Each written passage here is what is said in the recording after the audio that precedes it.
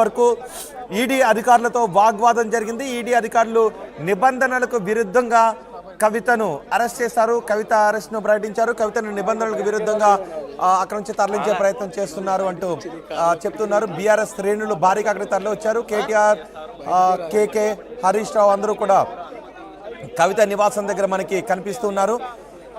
బంజారాహిల్స్లో కవిత నివాసం దగ్గర నుంచి 8:45 ఫ్లైట్ ఉంది. ఆల్రెడీ ఈడీ అధికారులు వచ్చేటప్పుడే ఫ్లైట్ టికెట్ని, రిటర్న్ టికెట్ని బుక్ చేసుకుని మరీ వచ్చారు అని బీఆర్ఎస్ నాయకులు చెప్తున్నారు. కవిత అరెస్ట్కి గ్రౌండ్స్ ఏంటో 14 పేజీల రిపోర్ట్ని కవితకు అందజేశామని కూడా ఈడీ అధికారులు చెప్తున్నారు.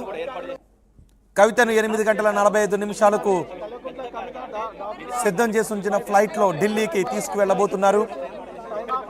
నిజానికి అరెస్ట్ పైన ఇమీడియట్గా న్యాయస్థానాన్ని ఆశ్రయించడానికి కూడా అవకాశం లేదు. ఈరోజు శుక్రవారం, రేపు శనివారం, ఎల్లుండి ఆదివారం వరుసగా 2 రోజులు సెలవులు వచ్చినటువంటి పరిస్థితి కనిపిస్తోంది. కవిత అరెస్ట్ ఆర్డర్ను కూడా ఆర్టీవీ స్క్రీన్ పైన చూడొచ్చు.